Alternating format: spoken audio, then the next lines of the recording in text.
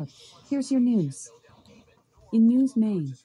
Governor Janet Mills gets involved in talks to find any common ground when it comes to guns in Maine. Good evening, everyone. I'm Brian Cono. And I'm Amanda Hill. Last night at this time, we told you how the legislature was considering 8 bills having to do with gun restrictions, some to tighten them, others to loosen them. Tonight comes word of high-level discussions working to come to some sort of consensus. One thing is very clear. Gun ownership in Maine is high. A survey by the Rand Corporation just 3 years ago showed that nearly half of all adults said they had at least one gun in their home, whether it be for defense, for hunting, or for recreation. So is Maine ready for any kind of gun law reform? News Center Maine's Jack Molman is at the State House with more on where the gun debate stands right now. Jack? Amanda and Brian, one of the people in that meeting with the governor's staffers was David Trahan. Now, he is the executive director of the Sportsmen's Alliance of Maine. Now, back in 2019, he and the governor worked together to put what's called the Yellow Flag Law, which could take away your guns if you do fail a mental health examination. Now, today's meeting was to see if they could find any common ground again during this year's legislative session.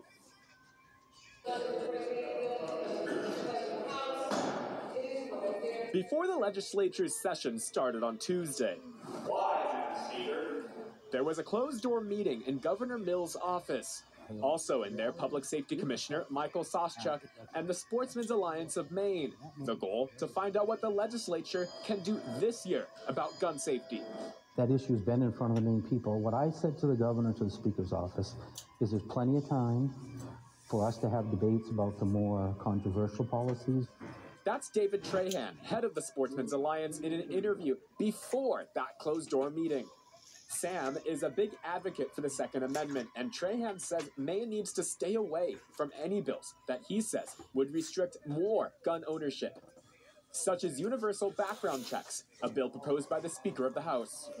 Right now, we're talking about a bill that maybe all of us can support.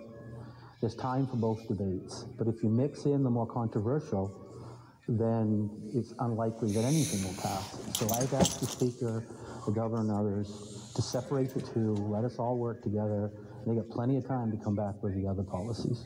We do not know what kind of bills were proposed by the governor's office or what kind of progress was made. But we do know that gun violence in this country is rising, as we saw here in Maine just last month in Bowdoin and Yarmouth. It's not surprising that now you see there's some action happening where people are trying to figure out we need to do something about guns, whether it's using guns to protect ourselves or regulating guns so that we do not have any more of these. Roque also researches mass shootings across the country, and he says there is evidence that laws such as universal background checks and red flag laws can reduce gun violence. He says while Maine does have a low crime rate, gun ownership is high. I would say that we're very lucky, right? We are not immune to any type of mass shooting. There's nothing in terms of the research that we have done about why mass shootings happen that would point to Maine as being, a safe state. And again, just to remind you watching at home, those sessions that were held at the governor's office earlier today were closed to the public. And that interview you saw with David Trahan from the Sportsmen's Alliance of Maine, that was shot yesterday before these sessions took place. And that's part of a bigger interview that will air coming up later this week on 207. Now, as for what bills or bill would come from the governor's office, that remains to be seen. Brian, Amanda. Jack Moment in Augusta for us tonight. Jack, thank you. If slow, unreliable internet is affecting your business, you're going to love Fidian Network from Fidian Fiber Internet. With Fidian Network, you get the service you pay for because it's 100% fiber connected over a dedicated connection to your business. That includes the same upload and download speeds. Plus, you get the latest Wi-Fi 6 technology to enable consistently faster Wi-Fi speeds and wider coverage. That's sure to keep everyone happy, connected, and productive. Find out more at fidianfiber.com/smallbusiness. The man who served the last 3 years as the fire chief for the town of Sabattis has now resigned. Troy Kaye got the job back in March of 2020. He was just 27 years old at the time. He comes from a family of firefighters in Lewiston. In a letter he posted online this morning, Kaye said he was proud of the things he was able to accomplish in his time as chief. But he says due to recent issues with the town and the drastic change in direction the town manager and select board had in mind for the department, he could no longer stay as chief. chief. Now, we asked Kaye what changes he was talking about. He said he did not want to discuss it today, but would later this week. We also tried to contact Sabattis town manager Timothy Kane by both email and phone for a comment. We did not hear back from him. Nearly every week, we report on the opioid crisis in Maine and the rest of the country. One of the leading drugs behind the problem is fentanyl. The U.S. Drug Enforcement Agency says it's a synthetic opioid that is approximately 50 times stronger than heroin and 100 times more potent than morphine. It comes in two main forms, a pill and a powder, and it takes very little for a dose to become deadly. So where does something this deadly come from, and how does it get into the hands of people who can become easily addicted? Well, according to the DEA, there are two cartels operating in Mexico, China, and Central America that are behind most of the distribution. The DEA says the cartels hide fentanyl in fake pills. They also mix fentanyl powder in with cocaine, heroin, and methamphetamine. That's why in a lot of cases, people who overdose on fentanyl had no idea they were even taking it. The cartels and their members are using social media such as Facebook, Instagram, TikTok, and Snapchat to sell pills and powders that are advertised as something else, but actually have fentanyl inside. The DEA says those two cartels produce 100% of the fentanyl and methamphetamine that ends up in America. And on this Fentanyl Awareness Day, the DEA wants people to talk about how deadly fentanyl is.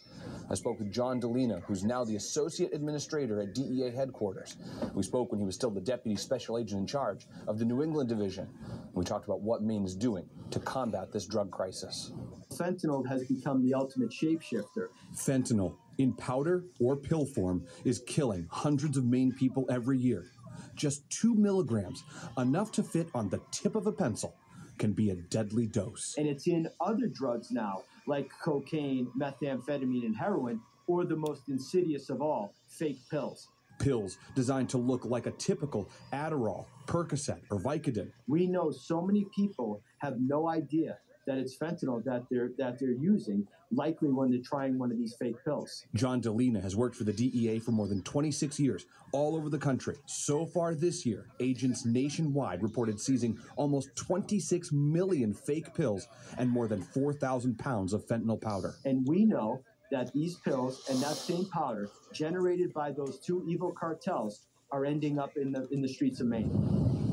Maine data show in 2022, fentanyl and its derivatives killed 560 people in Maine alone.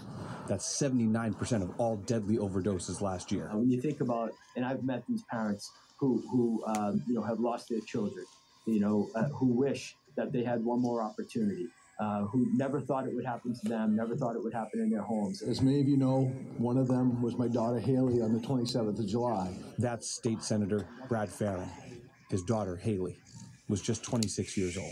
I just don't want any other family to feel this pain. Causing people like him to spotlight harm reduction like naloxone or treatment to help people start to recover from substance use disorder. Things that I didn't have my mind totally open to, I've got to be part of that solution. Those components all work together, and that for me is why a place like Maine is the gold standard in how we approach this. And I don't say that lightly. DEA agents said cartels are trying to get younger kids addicted by making the pills brightly colored or shaped like cartoons. Senator Farron introduced a bill that would increase the penalty for traffickers to a Class A. If slow, unreliable internet is Alexa, affecting your business, stop the news. Alexa, give me a sports update. Here's your sports update. In basketball, today, the 76ers defeated the Celtics 115-103. The 76ers are leading the series 3-2. 76ers and Celtics are facing off on Thursday, May 11th at 7:30 p.m. In baseball, today, the Braves beat the Red Sox 9-3. And the Braves and Red Sox play tomorrow evening at 7:20 p.m.